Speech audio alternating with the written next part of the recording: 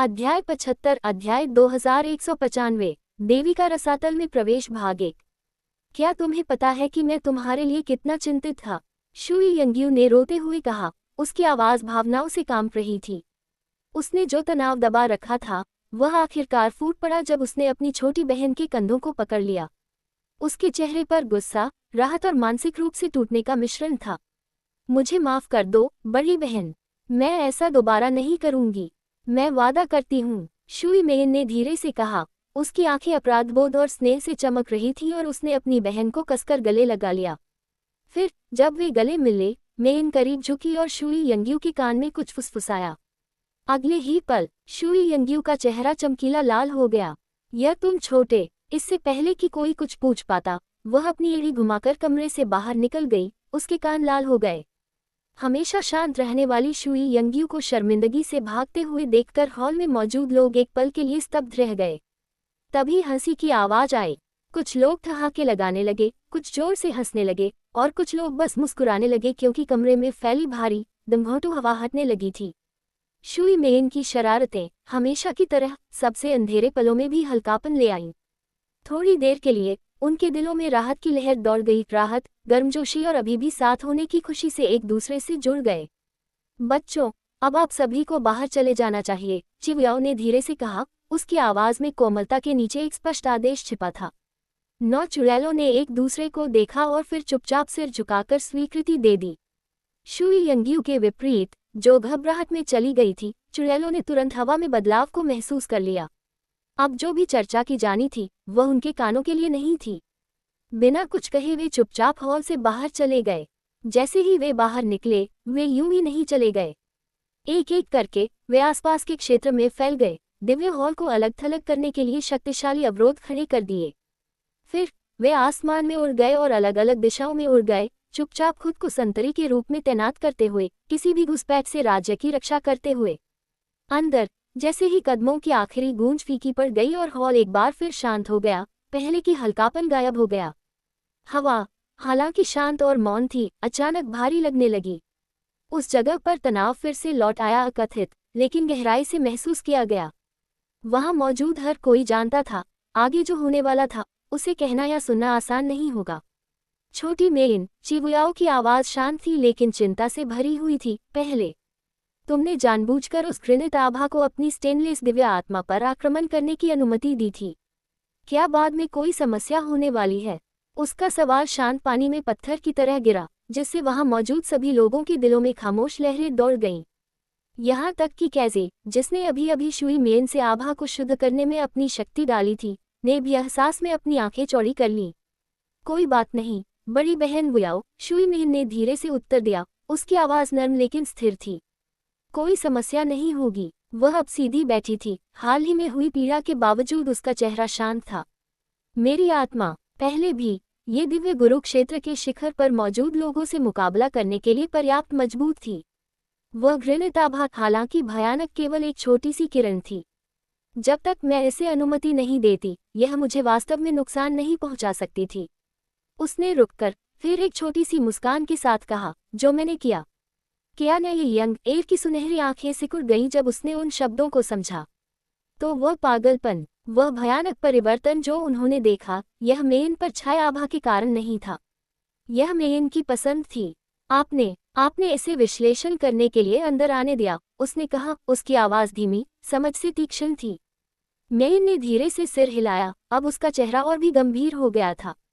हाँ, अगर ऐसा कुछ हमारी दुनिया में आ रहा है तो किसी को तो इसे समझना ही होगा। मैंने सोचा, मुझसे बेहतर कौन हो सकता है? तो क्या ने ये यंग एयर थोड़ा झुकी, उसकी नज़र ब्लेड की तरह तेज थी। तुम्हें क्या पता चला? जल्द ही कमरे में मौजूद सभी लोगों की नज़रें शुई मेन की ओर मुड़ गईं। उस आभा में बहुत ज्यादा अंधकार था, नफरत और गुस्सा, उसने धीरे से कहा। उसकी आवाज़ साफ और स्थिर थी। मुझे लगता है कि यहाँ मौजूद हर कोई इसे उसी पल महसूस कर सकता था जब इसने उन्हें छुआ था। बाकी लोगों ने सहमति में चुपचाप सिर हिलाया, उनके भाव गंभीर थे। लेकिन ये सब कुछ नहीं था। शुई मेन ने गंभीरता के साथ अपनी बात जारी रखी। इन सब के नीचे और भी बहुत कुछ था। दर्द, दुख, शोक, यहाँ तक कि पछतावा भी। ये सब एक साथ उलझा हुआ और सतह के नीचे दबा हुआ। अंधेरा सिर्फ नफरत से पैदा नहीं हुआ था, यह एक ऐसी निराशा थी जो हर चीज को खा जाती है और तब तक खा जाती है जब तक कि सिर्फ एक चीज ही नहीं रह जाती। उद्धरण चिन्ह। उसकी आंखें अब चंचल नहीं रहीं, बल्कि एक ठंडी स्पष्टता से चमक रही थी। शुद्ध हत्या का इरादा इतना गहरा और विनाशकारी, ये तर्क को मिटा देता है, विवेक को नष्ट कर देता है। मैंने जो महसूस किया, भले ही थोड़े समय के लिए, यह ऐसा कुछ नहीं था जिसे किसी भी समझदार व्यक्ति को अनुभव करना चाहिए और न ही अपने भीतर रखना चाहिए। अंतर्वस्तु। उसके शब्दों के बाद एक भारी खामोशी छा गई, जो हवा में पहाड़ की तरह भारी हो गई। इसे मेरी आत्मा को छूने की अनुमति देकर शुई मेन ने आगे कहा, मैं उस इरादे की झलक पाने में सक्षम थी। और जैसा कि आप सभी ने पहले सुना था, उस आभा का स्वामी हमारे ईश्वरीय क्षेत्र में सब कुछ नष्ट करना चाहता है। अंधेरा। वह रुकी, फिर निश्चिंतता से बोली, और सिर्फ कुछ भी नहीं। ये खास तौर पर उन क्षेत्रों और संप्रदायों को लक्षित करता है जिनका मैंने पहले नाम लिया था, अनंत स्वर, चंद्र देवता, ब्रह्मा राजा। यह उन्हें किसी भी चीज से ज्यादा मिटाना चाहता है। कमरे में हर चेहरा सख्त हो गया। सेटिंग। किया ने यंगर की सुनहरी भौहें कसकर सिकुड़ गईं, उसका हाथ धीरे धीरे मुट्ठी में सिमट गया। उसने ये देखा था, उसने इसे महसूस किया था। जब आभा ने ब्रह्मा देवताओं की बात की तो जो घृणा उमड़ी वह कोई भ्रम नहीं था, ये वास्तविक था और यह गहरा था। तभी शुई मेन की आवाज ने एक बार फिर भारी सन्नाटे को तोड़ा। और इस आभा का मालिक, मुझे ये कहने में डर रहा है, लेकिन उसकी आंखें धीरे धीरे कैज़ी की ओर मुड़ी और उसकी आंखों से टकरा गईं। उद्धरण चिन्ह ... ये निश्चित रूप से बड़ी बहन जैस्मीन होनी चाहिए। पूरे कमरे में सदमे की लहर दौड़ गई। हर किसी को पहले से ही इस बात का संदेह था। अंधेरे में परिचितता की फुसफुसाहट, स्वर्गीय वध सितारा, भगवान की शक्ति का हल्का निशान। लेकिन अब शुई मेन को अपनी स्टेनलेस दिव्य आत्मा की स्पष्टता के साथ इसकी पुष्टि करते हुए सुनकर अब संदेह के लिए कोई जगह नहीं थी। और फिर भी उस निश्चितता के साथ भ्रम, अविश्वास और तीव्र पीड़ा आई जो उनके दिल की गहराई में बस गई। ये सारी भावनाएं, ये सब एक ही चीज से उपजी हैं, शुई मेन ने धीरे से कहा। ये लालसा है, बड़े भाई युन के लिए एक शाश्वत, अंतहीन लालसा। लेकिन क्योंकि वो लालसा पूरी नहीं हो सकी, वो विकृत हो गई। अब उसकी आवाज कांपने लगी और उसकी ताकत के बावजूद सत्य के भार ने उसे गहराई से हिला दिया। ये दर्द में बदल गया, असहनीय दर्द, फिर पछतावा, फिर घृणा, और उस घृणा से एक क्रोध, एक हत्या का इरादा जो सभी चीजों को निगल सकता था, पैदा हुआ। वह रुकी, उसका चेहरा काला पड़ गया। मुझे नहीं पता कि उस दिन एल्डर सिस्टर जैस्मीन को आदिम अराजकता से बाहर निकाले जाने के बाद वास्तव में क्या हुआ था, लेकिन कुछ तो हुआ था, और अब वह फिर से हमारी दुनिया में लौटने का रास्ता तलाश रही है। उद्धरण चिन्ह। बड़ी बहन। कैज़ी का शरीर कांप उठा, उसकी मुट्ठियां भींच गईं और उसकी आंखों में आंसू भर आए और वह फुसफुसाते हुए बोली, तुम जिंदा हो, तुम वाकई जिंदा हो। जब उसके हृदय को अंततः वह उत्तर मिल गया जिसके लिए वह इतने वर्षों से तरस रही थी, तो उसकी आंखों से आंसू बहने लगे। लेकिन जब कैज़ी राहत में बुदबुदाया, उसकी आंखें आशा और अविश्वास से चमक रही थीं। कमरे में मौजूद बाकी सभी लोग और भी गंभीर हो गए। चमेली जीवित और इतना गहरा अंधकार भरा हुआ है कि वह संपूर्ण देवलोक को नष्ट कर सकता है।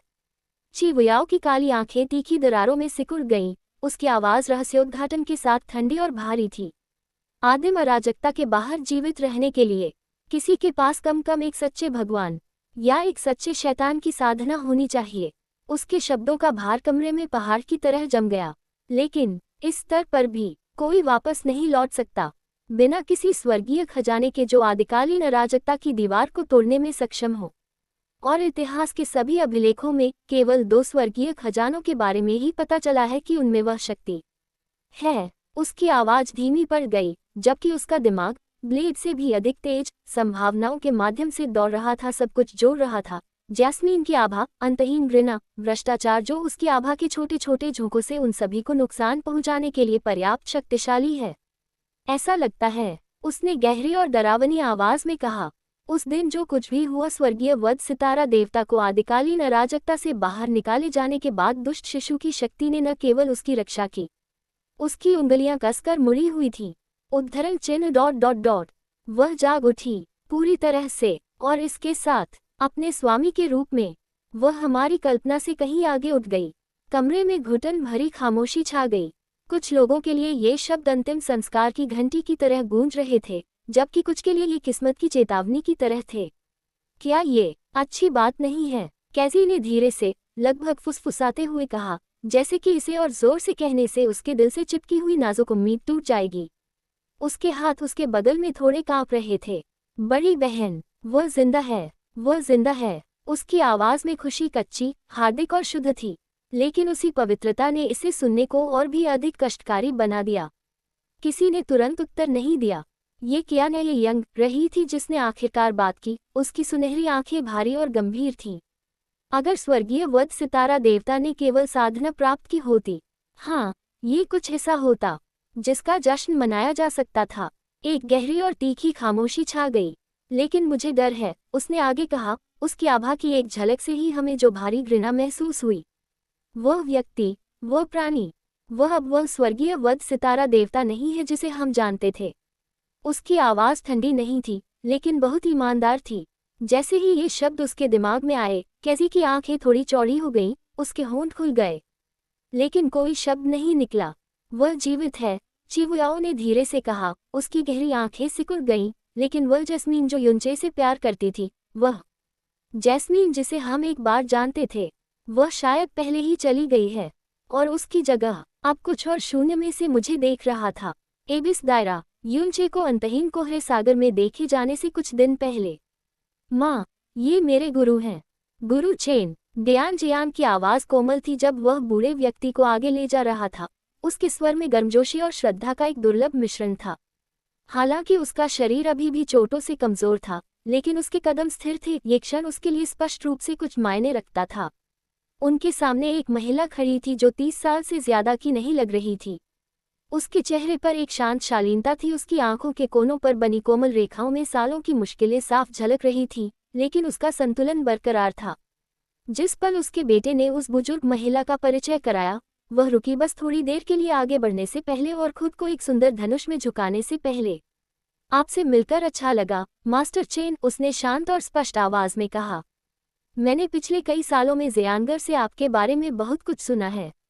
आपने मेरे बेटे के लिए जो कुछ भी किया है, उसके लिए आपका धन्यवाद। उसके शब्दों में सच्ची कृतज्ञता थी, लेकिन उसकी आंखों के पीछे दर्द की झलक थी, एक ऐसा दर्द जो उस अतीत के जिक्र पर था जिसे वह साझा नहीं कर पाई थी। मास्टर चेन ने एक पल के लिए चुपचाप उसकी ओर देखा और फिर सिर हिलाया। उसकी नज़र स्थिर और सम्मानपूर्ण थी। लड़का हमेशा मेहनती और दयालु रहा है। अगर कुछ भी हो तो मुझे ऐसे बच्चे को पालने के लिए तुम्हारा शुक्रिया अदा करना चाहिए। उद्धरण चिन्ह। हालांकि यह उनकी पहली मुलाकात थी, लेकिन जो कुछ भी हुआ था उसका बोझ न सिर्फ दियान जियांग के साथ, बल्कि उनके परिवार के साथ भी उनके बीच एक पर्दे की तरह लटका हुआ था जिसे दोनों ने पूरी तरह से स्वीकार नहीं किया। फिर भी उस संक्षिप्त आदान प्रदान में मास्टर और माँ के बीच समझ का एक धागा चुपचाप गुजर गया। वे कुछ दिन पहले ही उसके छोटे से गृहनगर में आए थे। शहर शांत था, किलिन रसातल की सीमाओं के पास स्थित, दिव्य साम्राज्यों की भव्यता और अराजकता से अछूता। ये सरल, अलंकृत, शांतिपूर्ण था। जितने वर्षों तक दयान जियांग ने मास्टर चेन के अधीन अध्ययन किया, बुजुर्ग कभी भी उनके साथ यहाँ नहीं आए। शायद अपने शिष्य की निजता के सम्मान के कारण, या शायद इसलिए कि अब तक कभी जरूरत ही नहीं पड़ी थी। अब दयान जियांग अपंग हो गया है, उसका भविष्य अंधकार में हो गया है, और असीम दिव्य साम्राज्य की दीवारें चुपचाप उसके पीछे बंद हो रही हैं। ये शहर, यह विनम्र घर ही उसके पास बचा था। मास्टर चेन ने युवा राजकुमार को एक सौम्य नज़र से देखा और फिर मुंह फेर लिया। मैं तुम्हारे मिलन समारोह में खलल नहीं डालूंगा, बूढ़े आदमी ने कहा। पास में एक शांत जगह है जहां मैं अभी आराम करूंगा। अगर तुम्हें मेरी ज़रूरत हो तो बस अपनी आवाज़ ऊंची करो, मैं वहां पहुंच जाऊंगा। दयान जियांग ने उसे रुकने के लिए कई बार मनाने की कोशिश की। उसकी आवाज़ सम्मान और चिंता से भरी हुई थी, लेकिन मास्टर चेन ने हर बार केवल मुस्कुराया और अपना सिर हिलाया। अंत में राजकुमार अपने गुरु को दूर से गायब होते देखने से पहले कृतज्ञता में केवल गहराई से झुक सकता था। पीछे मुड़कर दयान जियांग ने एक सांस ली और अपनी माँ के घर में कदम रखा। जैसे ही उसने दहलीज पार की, उसके ऊपर एक अजीब सी शांति छा गई। ये वही जगह थी जिसे उसकी माँ ने जीवन भर अपना घर कहा था। फिर भी ये पहली बार था जब वह इसे सही मायने में देख रहा था, एक राजकुमार के रूप में नहीं ईश्वरीय साम्राज्य के एक प्रतिभाशाली व्यक्ति के रूप में, बल्कि एक ऐसे बेटे के रूप में जो हार कर लौट रहा था। इस साधारण घर में कोई विलासिता नहीं थी, कोई पॉलिश किए हुए जैक के गहने नहीं थे, कोई जटिल नक्काशी या रेशमी पर्दे नहीं थे। ऐसा कुछ भी नहीं था जिससे ये संकेत मिले कि यहाँ रहने वाली महिला कभी किसी प्रतिभाशाली व्यक्ति की माँ थी, जो महान दिव्य साम्राज्यों में से एक का राजकुमार था। इसके बजाय फर्नीचर पुराना था, फिर भी उसका ख्याल रखा गया था। फर्श साफ था, हालांकि जगह जगह से थोड़ा टूटा हुआ था। एक छोटी सी मेज पर दैनिक उपयोग के निशान थे, सादा भोजन, शांत शामें, शायद मौन में अकेले बिताए गए पल। ये जगह विनम्र थी, शांतिपूर्ण थी और दर्दनाक रूप से एकाकी थी। इससे पहले मास्टर चेन ने उसे सच बताया था, अब आसपास कोई गार्ड तैनात नहीं था। डियान जियांग के सम्मान से गिरने की खबर फैलते ही वे सभी चले गए थे और उनके साथ शहर के कई निवासी चुपचाप चले गए थे, अपने प्रसाद, अपना शिष्टाचार और अपना उथला सम्मान अपने साथ ले गए थे। शहर अब भूथा शहर जैसा लगने लगा था। खाली घर, बंद दुकानें, उस जीवंतता की धुंधली प्रतिध्वनि जो अब मौजूद नहीं थी। फिर भी सब कुछ होने के बावजूद उसकी माँ वहीं रही। जब पहरेदार चले गए तो उसने कोई विरोध नहीं किया, उसने उन्हें रोकने की कोशिश नहीं की, न ही उसने शिकायत की जब शहर के लोग एक एक करके गायब हो गए। वो बस ऐसे ही जीती रही जैसे कुछ भी नहीं बदला हो। पानी लाना, अपने दरवाजे की चौखट साफ करना, अपने छोटे से बगीचे की देखभाल करना जिसमें धूल से भरी हवा में बमुश्किल कुछ उगता था। उसकी त्वचा फीकी पड़ गई थी, कभी चमकती हुई, अब हल्की सी धूसर इस क्षेत्र की हमेशा मौजूद अथाह धूल से छू गई। ऐसा नहीं लगता था कि यह उसके शरीर पर आक्रमण कर रही थी, लेकिन फिर भी इसने उसकी सुंदरता को दागदार कर दिया। और फिर भी उसे कोई फर्क नहीं पड़ता था। उसके लिए दिखावे का कोई मतलब नहीं था। उपाधियां, शक्ति, कुलीनों और बड़ों का सम्मान, इनमें से कुछ भी मायने नहीं रखता था, क्योंकि आखिरकार वह सिर्फ एक माँ थी। और अब जो कुछ भी हुआ था उसके बाद उसका बेटा घर आ गया था। दिन धीरे धीरे शांतिपूर्वक बीतते गए। माँ और बेटे ने लंबी बातचीत की, सादा भोजन पर शांत बातचीत, दर्द के साथ हंसी और पुरानी यादें जो उनकी आंखों में आंसू ला देती थीं। डियान जियांग ने अतीत के बारे में बात की, उस तूफान के बारे में जिसने उससे सब कुछ छीन लिया था, और उस मुड़ी हुई किस्मत के बारे में जिसने उसके एक बार असीम रास्ते को एक टूटी हुई सड़क में बदल दिया था। लेकिन सबसे बढ़कर उसने अपने संकल्प के बारे में बात की। अब ईश्वरीय साम्राज्य में रहने का कोई कारण नहीं है, उसने उसे धीरे से कहा था, खिड़की से आती हुई रोशनी में धूसर धूल को देखते हुए। वह दुनिया अब मेरी नहीं है। जिस भविष्य का मैंने कभी सपना देखा था वह चला गया है। वह कुछ देर रुका, फिर मुस्कुराया। उसकी मुस्कान वर्षों में उसकी किसी भी मुस्कान से अधिक वास्तविक थी। लेकिन यहाँ तुम मेरे पास हो और मेरे लिए यही काफी है। उसकी माँ ने तुरंत जवाब नहीं दिया। उसके हाथ फटे कपड़े के टुकड़े में धागा पिरोने में व्यस्त थे। फिर भी उसकी खामोशी गर्मजोशी से भरी थी और उसकी मुस्कान शब्दों से कहीं ज्यादा कह रही थी। और इस तरह दिन सरल होते गए। अब वह राजकुमार नहीं रहा, अब वह असीम दिव्य साम्राज्य द्वारा सम्मानित प्रतिभा नहीं रहा। डियान जियांग सिर्फ एक युवा व्यक्ति बन गया जो अपनी माँ की मदद करता था, पानी लाना, आंगन साफ करना, जड़ी बूटियों के बंडल ले जाना और अपनी अल्प फसलों की देखभाल करना। दिव्य साम्राज्य के प्रभाव से दूर इस शांत शहर में कोई नहीं जानता था कि वह कौन था। यहाँ के लोगों के लिए वह सिर्फ जियांग था, एक पुत्रवत पुत्र जो अपनी जड़ों की ओर लौट आया था। यह एक शांतिपूर्ण जीवन था जो शांत दिनचर्या और वास्तविक स्नेह पर आधारित था, जो सत्ता, संघर्ष और अपेक्षाओं से बहुत दूर था, जो कभी उनके हर कदम पर बोझ बनते थे। लेकिन रसातल में शांति कभी भी स्थायी नहीं थी। एक सुबह जब डियान जियांग सूखी लकड़ियों का गट्ठर लेकर पास के जंगल से लौटा तो उसने देखा कि शहर के चौराहे के पास लोगों का एक समूह इकट्ठा है। उनकी आवाजें ऊंची थी, घबराहट में नहीं बल्कि विस्मय में। किसी ने खबर लाई थी और कुछ ही पलों में पूरा शहर इससे गूंजने लगा। वह रुक गया, उसका दिल शांत हो गया। क्या तुमने सुना? दिव्य पुत्र मेंग जियान्युआन को अंतहीन कोहरे समुद्र में देखा गया था। क्या वह जो कई साल पहले पवित्र भूमि से उठाया गया था? हाँ, बिल्कुल वही। देवता एक बचाव अभियान बना रहे हैं। वे कहते हैं कि भगवान उच्च पुजारी स्वयं जा रहे हैं। वे कहते हैं कि पूरा रसातल इस पर हिल रहा है। ये शब्द डियान जियांग के सीने में बिजली की तरह गूंजे। जल्द ही वह घर लौट आया। माँ, मैं। डियान जियांग हिचकिचाया। उसकी आवाज अनिश्चितता से धीमी थी क्योंकि वह द्वार पर खड़ा था, दूर के आकाश को देख रहा था जो रसातल के हमेशा मौजूद ग्रे रंग से सना हुआ था। वह और भी कुछ कहना चाहता था, अपने दिल में चल रही बेचैनी को समझाना चाहता था, मेंग जियानयुआन के फिर से प्रकट होने और देवताओं की खबर अभी भी उसके दिमाग में गूंज रही थी, लेकिन खबर एक खंडक थी, धुंधली विकृत फुसफुसाहटें अनगिनत मुंह से निकली, इससे पहले कि वे इस शांत शहर तक पहुंचे।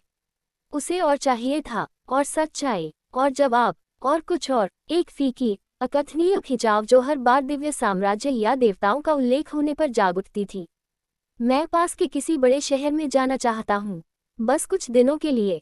वह अपनी माँ की ओर मुड़ा, उसके चेहरे पर चिंता या अस्वीकृति की तलाश की। अपनी खेती के साथ मैं सुरक्षित रहूंगा, मैं वादा करता हूँ। उसकी माँ मुस्कुरा रही थी, सौम्य और अविचल, जबकि उसकी उंगलियां कड़ाई में रुकी हुई थीं। जाओ जयांगर, उसने धीरे से कहा। अगर तुम्हारा दिल बेचैन है तो उसे उड़ जाना चाहिए। माँ ठीक हो जाएगी, मेरी चिंता मत करो। उद्धरण चिन्ह। उसने उसके चेहरे से बाल हटाने के लिए हाथ बढ़ाया, उसका स्पर्श हल्का प्यार भरा था। तुम हमेशा मेरे पास लौटकर आते हो, तो जाओ, मैं हमेशा की तरह यही इंतजार करूंगी।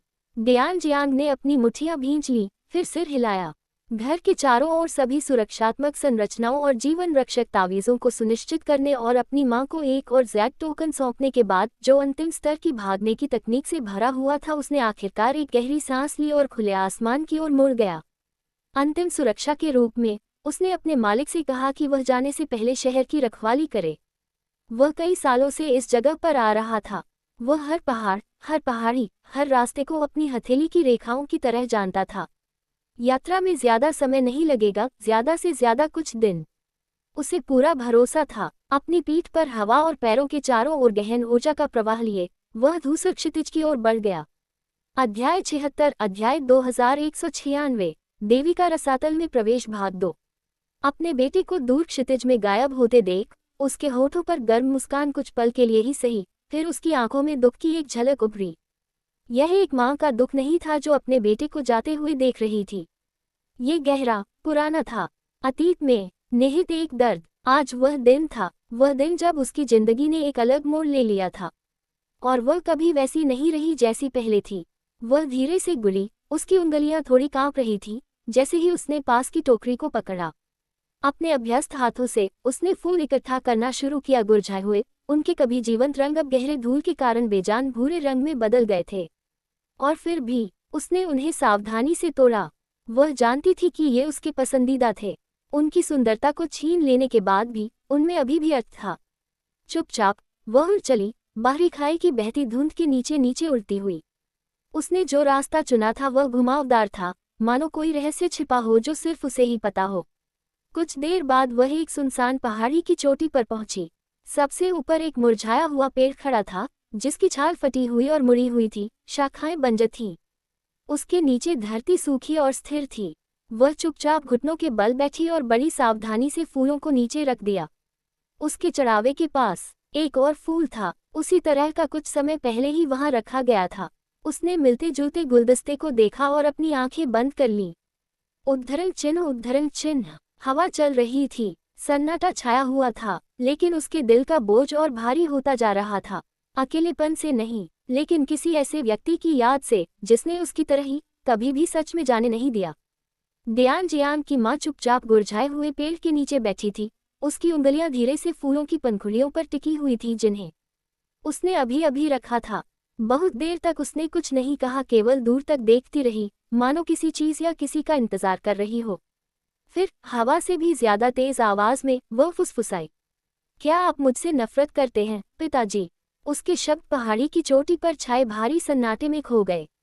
कुछ देर तक कोई जवाब नहीं आया, केवल हवा की चरमराहट पुराने पेड़ की सूखी छाल को छूती हुई सुनाई दे रही थी। तभी उसके पीछे से एक बूढ़ी जानी पहचानी आवाज ने धीरे से जवाब दिया, अतीत अतीत है। मैं उस महिला से कैसे नफरत कर सकता हूँ जिसे येर इतना प्यार करता था? येक्सिन, उसने कहा, उसकी आवाज भावनाओं से भर गई थी। उस समय मैंने दुख और पीड़ा को अपने दिल पर हावी होने दिया। मैं कमजोर था, मैंने ऐसी बातें कही जो मुझे कभी नहीं कहनी चाहिए थी। इसके लिए मैं आपसे माफी मांगता हूँ। उसने गहरा प्रणाम किया, लेकिन इससे पहले कि वह खुद को पूरी तरह से नीचे कर पाता, येक्सिन आगे बढ़ी। उसके हाथ उसे सहारा देने के लिए बढ़े और उसकी आंखों में आंसू भर आए। पिताजी, आपने खुद ही कहा, जो बीत गया सो बीत गया। मैं आपके खिलाफ कुछ भी कैसे कह सकता हूँ? वह झिझकी, फिर उसके सामने घुटनों के बल बैठ गई। धन्यवाद जियांग, एर का पालन पोषण करने के लिए, उसे प्यार करने के लिए, जब मैं उसके साथ नहीं रह सकती थी। बूढ़े आदमी के होंठ कांपने लगे, उसकी आंखें लाल हो गईं और एक लंबी सांस के लिए वह बोल नहीं पाया। उसने बस हाथ बढ़ाया, कांपता हुआ हाथ उसके कंधे पर रखा और सिर हिला दिया। जल्द ही वे दोनों सूखे पेड़ की छाया में बैठ गए। उस समय जब मैं घर लौटा और मुझे पता चला कि तुम्हारे और ये र के साथ क्या हुआ, मैं नियंत्रण खो बैठा, बूढ़े आदमी ने कहा, उसकी आवाज़ धीमी और समय की मार झेल रही थी। मैं असीम शाही राजधानी में घुस गया, क्रोध, दुख से भर गया। लेकिन मैं बहुत कमज़ोर था, मैं कुछ नहीं कर सकता था, केवल मौत ही मेरा इंतज़ार कर रही थी। उसने एक कड़वी आह भरी, उसकी आंखें यादों से भारी थीं। और जब मैंने खुद को उस भाग्य के हवाले कर दिया, मेरी मुलाकात छोटे जियांग से हुई। हाँ, किस्मत वाकई जानती है कि हमारा मजाक कैसे उड़ाया जाता है। उसे ये भी नहीं पता था कि मैं कौन हूँ, उसे परवाह करने की कोई वजह नहीं थी। फिर भी उसने मेरी जान की भीख मांगी। उस पल मैंने उसका अनुसरण करने, उसका मार्गदर्शन करने, उसकी रक्षा करने का फैसला किया। किसने सोचा होगा कि वह लड़का इतना चमकता सितारा बन जाएगा। उसकी आवाज़ लड़खड़ा गई। अफसोस, वह अतीत था, अब उसकी गहरी नस बर्बाद हो गई है। उसकी आवाज़ में दुख का भाव हवा में भारी था। येक्सिन ने आंखें नीची करके धीरे से पूछा, क्या तुम्हें छोटे जियांग के प्रति कोई नफरत महसूस नहीं होती? वहाँ एक विराम था। बेशक मैंने किया था, बूढ़े आदमी ने कबूल किया, उसकी आवाज़ ईमानदारी से काम रही थी। पहले मैं उससे किसी भी चीज़ से ज़्यादा नफरत करता था। कई रातें मैंने सोचा कि उसे अपने हाथों से चीर दूं, अपने खोए बेटे का बदला लेने के लिए। बार बार मैंने इसके बारे में सोचा। उसने भूरे आसमान की ओर देखा, फिर धीरे से अपना सिर हिलाया। अंतर्वस्तु, लेकिन हर बार जब मैं उसकी आंखों में देखता, वो चमकदार, साफ आंखें, वो विचार गायब हो जाते। और इतने सालों के बाद, उसे बड़ा होते देखने के बाद, अब मैं उससे कैसे नफरत कर सकता हूँ? फिर से शांति छा गई, ठंडी नहीं, बल्कि गर्मजोशी से भरी हुई। समय के साथ नरम पड़ गया दुख और क्षमा। येक्सिन के दिमाग में अतीत की झलकियां उभर आई, ऐसी छवियां जिन्हें वह भूलना चाहती थी, लेकिन कभी नहीं भूल सकती थी। वह भयानक दिन, वह और ये र शादी करने वाले थे। उनके दिलों में खुशी भर गई। लेकिन तभी एक आदमी वहां से गुजरा, एक ऐसा आदमी जिसकी हैसियत बाकी सभी से ज्यादा थी। वह पूरे एबिस के दिव्य साम्राज्य सबसे शक्तिशाली भगवान था, और एक क्षणभंगुर इच्छा के कारण उनकी जिंदगी बिखर गई। मैंने भी कई बार खुद से पूछा, बूढ़े आदमी की आवाज़ ने उसे वापस जगाया, मैं उस आदमी के बेटे से कैसे प्यार कर सकता हूँ जिसने मेरे बेटे को मार डाला? मैंने बार बार यही पूछा। उसकी आवाज़ कर्कश थी, द्वंद्वपूर्ण भावनाओं से भरी हुई। फिर भी अंत में, शायद यह इसलिए था क्योंकि उस दिन लिटिल जियांग ने मुझे बचाया था। शायद ये हमारे बीच बने बंधन की वजह से था। उसे बड़ा होते देखना, उसे मुस्कुराते देखना, किसी तरह सारी नफरत गायब हो गई, और जो कुछ बचा था वह एक लालसा थी, उसे एक अच्छे इंसान के रूप में विकसित होते देखने की लालसा। उद्धरण चिन्ह। उसने धीरे से सांस छोड़ी और उसके होठों पर एक हल्की मुस्कान तैर गई। और आज आपने इसे अपनी आंखों से देखा है। जब भाग्य ने उसके खिलाफ रुख अपनाया, तब भी उसने शिकायत नहीं की। वह निराशा में नहीं डूबा, उसने इसे स्वीकार कर लिया, आगे बढ़ गया। बेशक मैं जानता हूं कि उसका दिल अभी भी ईश्वरीय साम्राज्य में बसा है, लेकिन उसकी उम्र के किसी व्यक्ति के लिए यहाँ की जिंदगी में इतनी जल्दी ढल जाना। वह रुका और दूर की ओर देखने लगा, जहाँ शांत भूमि पर भूरे बादल मंडरा रहे थे। ऐसा इसलिए है क्योंकि आप एक अच्छे शिक्षक हैं, पिताजी, येक्सिन ने धीरे से कहा। उसकी आंखें गर्म थीं। शायद। बूढ़ा आदमी हंसा, हा हा हा हा, और बहुत दिनों बाद पहली बार उसकी हंसी सच्ची और दिल से निकली हुई थी। दोनों चुपचाप साथ बैठे थे, अपने चारों ओर की दुनिया की शांति को देख रहे थे। उनका दर्द थोड़ा हल्का हो गया था, उनके बोझ चुपचाप साझा हो रहे थे। दूर दूर तक फैली धूल से घिरे शहर में युवा राजकुमार बड़बड़ाहट और फुसफुसाहटों के बीच खड़ा था, ध्यान से उन कहानियों को सुन रहा था जो रसातल को अंदर तक हिला रही थी। अनजाने में उस पल से उठाया गया उसका हर कदम उसे उस नियति की ओर ले जाएगा जिसकी उसने कभी कल्पना भी नहीं की थी। अंधेरा, सेटिंग, ओ अनुप्रयोग, देव सम्राट, हमें अपने साथ चलने की अनुमति दीजिए। उद्धरण चिन्ह। दिव्य शून्य के किनारे पर एकत्रित ब्रह्मा देवताओं के समूह से विनती भरी आवाजें गूंज उठी। उनके सामने एक खुला बेजान विस्तार था, एक विशाल ग्रे गड्ढा जो इतना गहरा था कि ऐसा लग रहा था मानो अंतरिक्ष को ही निगल रहा हो। शून्यता की खाई। फिर भी इससे पहले कि उनके शब्द उस आकृति तक पहुंच पाते जो उतरने वाली थी, एक सुनहरी चमक हवा में फैल गई। बूम! एक ही निर्दयी लात से कियाने यंगर का सुनहरा रूप फूट पड़ा, उसकी दिव्य शक्ति एक तूफान की तरह फूट पड़ी। एक पल में निकटतम ब्रह्मा भगवान सैकड़ों मील दूर फेंक दिए गए, कई स्थानिक दरारों से टकराते हुए एक टूटे हुए तारे की तरह दूर जा गिरे। बाकी लोग स्तब्ध और हौंफते हुए वहीं जम गए, उनकी आंखों में भय झलक रहा था। योजक चिन्ह, लगता है तुम अपनी जगह भूल गई हो। उसकी आवाज हवा में उड़ते हुए सुनहरे स्टील की तरह थी। उसके सुनहरे बाल उसके पीछे लहरा रहे थे। जैसे ही वह खाई के किनारे की ओर मुड़ी, उसकी आंखें स्थिर थीं, टकटकी दृढ़ थी। वह ठंडी सांस लेती हुई बोली। उसकी सुनहरी आंखें सिकुड़ गईं और उसने अपनी नज़र खाई के किनारे जमा हुए अन्य लोगों की ओर घुमाई।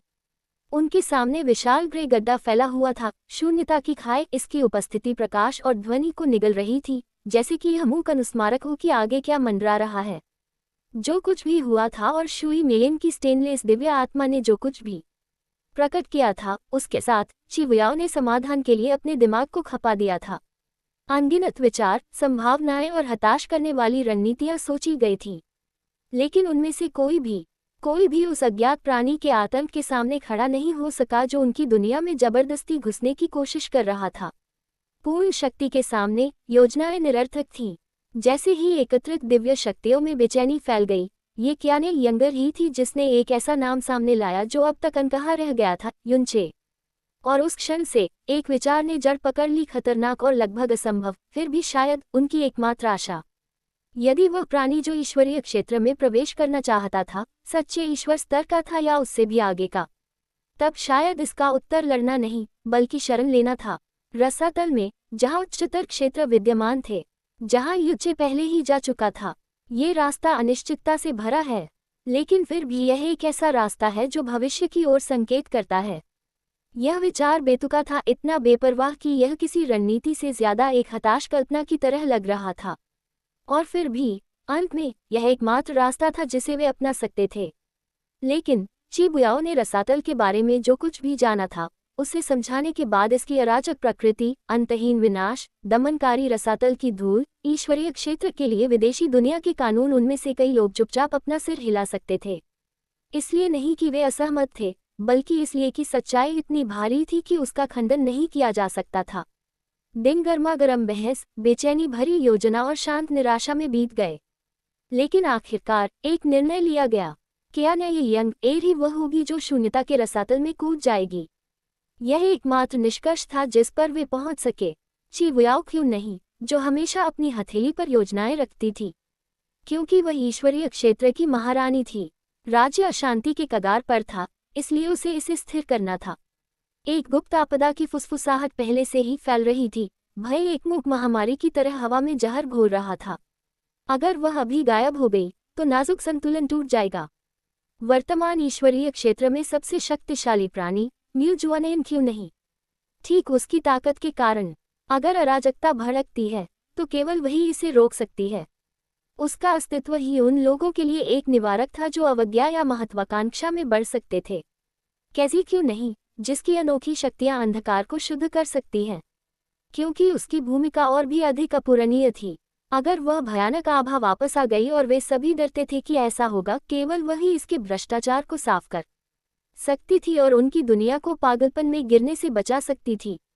और जहां तक शुई मेन या यंगयू का सवाल है, किसी को भी नहीं बख्शा जा सकता था और किसी को भी जाने की अनुमति नहीं दी जाएगी।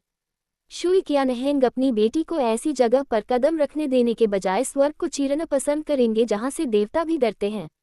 कमरे में मौजूद हर व्यक्ति के अपने अपने कारण थे, जिम्मेदारियां जिन्हें वे छोड़ नहीं सकते थे, बोझ जिन्हें केवल वे ही उठा सकते थे। अंत में केवल एक ही बचा, कियाने यंगर, वह जिसने एक बार ब्रह्मा सम्राट देवराज्य पर शासन किया था, वह जिसने युनचे के साथ अंधेरे रास्ते पर चलने के लिए सब कुछ छोड़ दिया था। उसके पास खोने के लिए कुछ भी नहीं बचा था, सिवाय उस आदमी के जिसका अनुसरण करने की उसने कभी दुनिया के अंत तक कसम खाई थी। तो वह चली जाएगी, सिर्फ इसलिए नहीं कि कोई और ऐसा नहीं कर सकता, लेकिन क्योंकि उसे चाहिए। बेशक ब्रह्मा सम्राट देव क्षेत्र के देव सम्राट के रूप में, कियाने विंग के पास बहुत अधिक अधिकार की उपाधि थी, लेकिन सच तो यह है कि क्षेत्र राजा के रूप में उसकी भूमिका बहुत पहले ही किसी और को सौंप दी गई थी। जब से उसने युनचे के साथ चलना चुना, तब से उसके कर्तव्य प्रतीकात्मक से ज्यादा कुछ नहीं रह गए थे। उसका दिल और आत्मा अब ब्रह्मा क्षेत्र से संबंधित नहीं थे, वे कहीं और के थे। अब वह विकल्प उसे यहाँ ले आया था। उसके सामने रसातल आकाश में एक घाव की तरह खुला हुआ था, विस्मृति का एक ऐसा स्थान जहाँ देवता भी कदम रखने से डरते थे। क्या तुम्हें यकीन है कि तुमने अपना मन बना लिया है? चिवुयाओ की आवाज शांत थी, लेकिन उसके नीचे चिंता की एक धारा बह रही थी। अन्य विकल्प भी है न? कियाने यंगर ने ठंडे स्वर में उत्तर दिया। उसकी सुनहरी आंखें सिकुड़ गई और वे आगे क्या था शून्य पर टिक गईं। उसकी सुनहरी आभा धीरे धीरे ऊपर उठी, मानो स्वर्ग को अलग करने की तैयारी कर रही हो। चिवुयाओ ने अपना मुंह फिर से खोला और वे शब्द दोहराए जो वह पहले 1 दर्जन बार कह चुकी थी। याद रखो मैंने तुमसे क्या कहा था, अपना अभिमान, सब कुछ छोड़ दो। समझ गया? कियाने यंगर ने उसे अचानक रोका, उसकी आवाज धीमी और दृढ़ थी। अब संकोच की कोई गुंजाइश नहीं बची थी, अब और नहीं। आह देव सम्राट, कृपया पुनर्विचार करें, कृपया। रक्तरंजित ब्रह्मा भगवान वापस आ गए हैं। कांपते अंगों के साथ खुद को आगे बढ़ाया। उनकी दलील हताश करने वाली थी, लेकिन जैसे ही कियाने यंगेर ने उनकी दिशा में एक ठंडी सुनहरी चमक डाली, यह उनके गले में ही मर गई। वह एक नज़र उन्हें हमेशा के लिए चुप कराने के लिए पर्याप्त थी। बिना कुछ कहे कियाने यंग आगे बढ़ी। उसका व्यक्तित्व शाही और दृढ़ था। वह किनारे पर पहुंची, वही जगह जहां युनचे कभी रसातल की गहराई में गायब हो गई थी। उसके सामने घूमता हुआ धूसर कोहरा एक जीवित चीज की तरह अंतहीन रूप से घूम रहा था, जो उसके पास आने वाली हर चीज को निगल जाने की धमकी दे रहा था। वह किनारे पर स्थिर खड़ी रही। उसके दिमाग में हजारों यादें कौंधी, हजारों पछतावे, लेकिन उनमें से कोई भी उसे पीछे खींचने के लिए पर्याप्त नहीं था।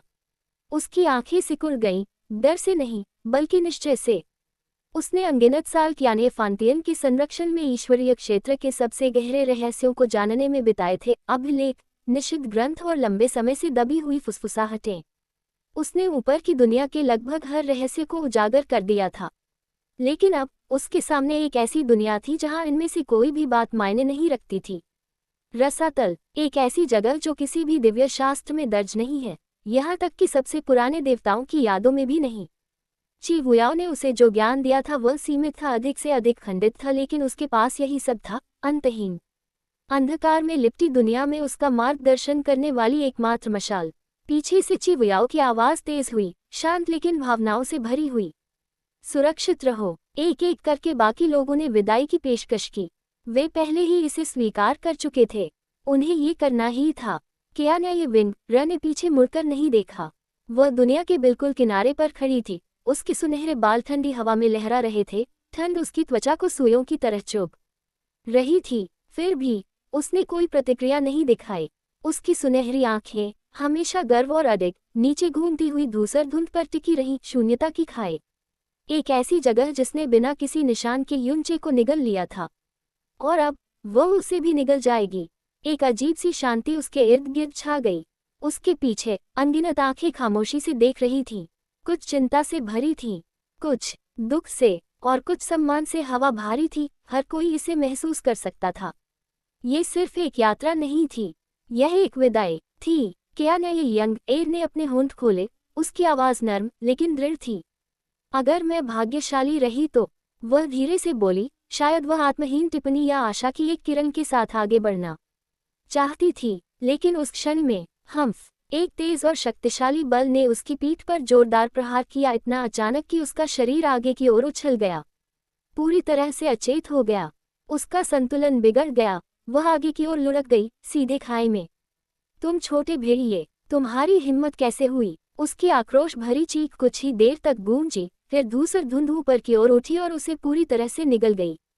उसकी आवाज रुक गई, उसकी सुनहरी रोशनी गायब हो गई, उसकी मौजूदगी ऐसे गायब हो गई जैसे कभी थी ही नहीं।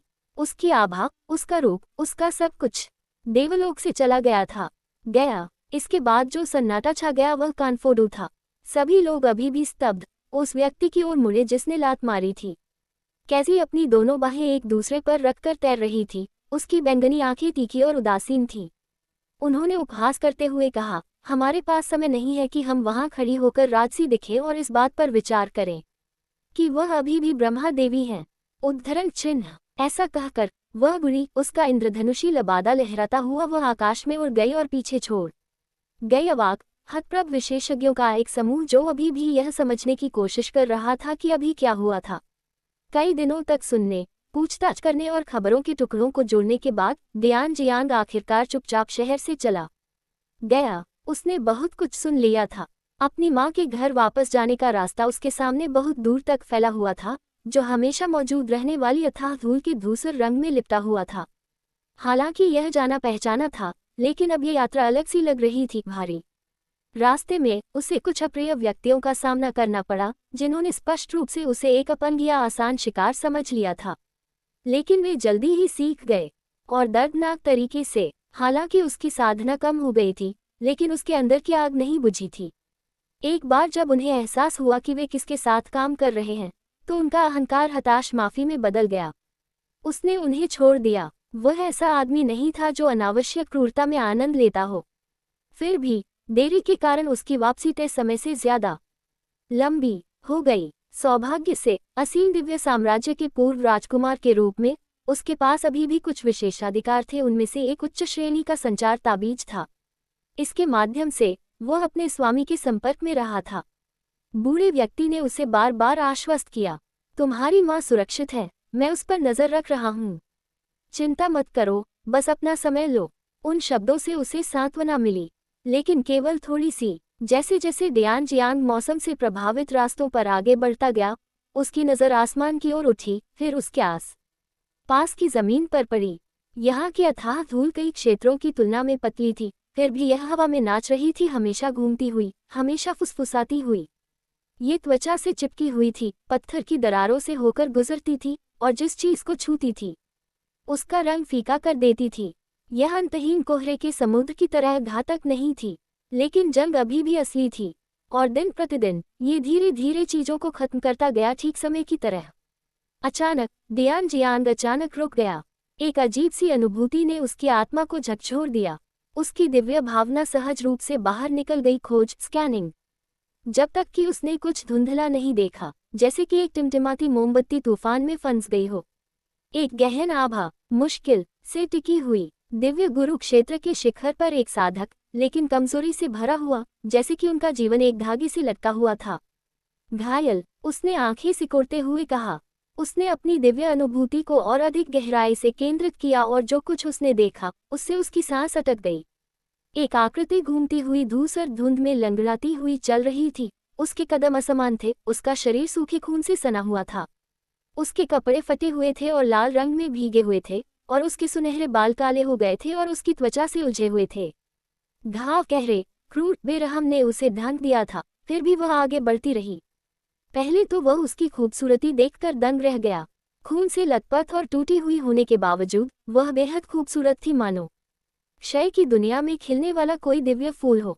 उसकी मौजूदगी ही उसे हुआ कैली की याद दिलाती थी, जो खुद रसातल की देवी थी। लेकिन यह वह बात नहीं थी जिसने सचमुच उसके दिल को रोक दिया था। यह उसकी आंखें थीं। जब उसका शरीर आराम के लिए चिल्ला रहा था, जब उसके घाव दर्द से चीख रहे थे, उसकी आंखें जल रही थीं, उज्ज्वल, उग्र, जीवंत। उनमें कोई निराशा नहीं थी, कोई आत्मसमर्पण नहीं था, केवल वह अडिग इच्छा शक्ति। गिरने से इनकार, वह आग जो मरने से इनकार करती थी। लेकिन दुर्भाग्यवश अपनी चोटों के कारण वह कुछ देर तक ही खेल जारी रख सकी और फिर बेहोश होकर गिर पड़ी।